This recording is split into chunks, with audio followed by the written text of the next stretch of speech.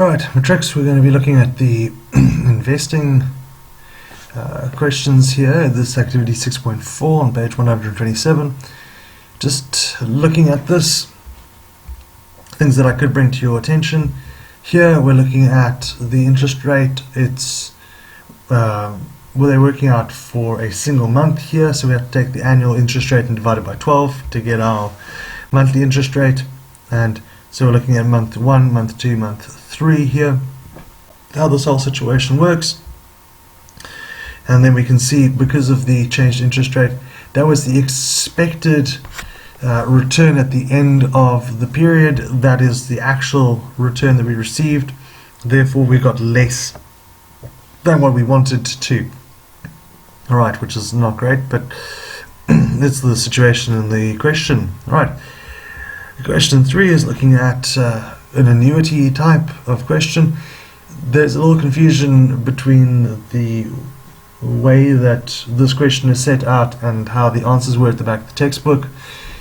I'm looking for continuity here, so we're going to follow the idea that when you want to work out A, we're starting off with the initial amount of 650 Rand that was deposited, and then the interest portion on that. Once again, I'm dividing by 12 because I want a monthly amount to give me the amount at the end of the month.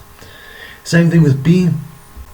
I'm taking the closing balance from the previous month, adding my 650 to it to get a new amount that would start the month off, and then working out the interest on top of that to get my amount at the end of the month there.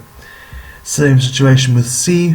We're taking my second last amount here, adding my 650 to it to get my beginning or opening balance, my initial amount for that last month, and then working out the interest on it and getting my final amount there. Okay, we're looking for the consistency here. Alright, in question B, they're asking you for the interest that was earned. So, I've taken the previous, the amount that was at the end of the month according to the table, taken off the deposit that we made and the previous month's amount that we finished off with, so that we get the interest of 14,24. In the textbook, their situation, or the way that they laid it out, they were working out the interest for the amount, but they weren't paying attention to the fact that the table was actually giving the amount at the end of the month. So you actually have to work backwards here. Similar situation with the last amount here as well. Alright, then it's fairly straightforward, just reading off the table for the rest of these amounts. For those two, the interest is just really finding the difference between these two amounts. Same situation, finding the difference between these two amounts to get the situation here.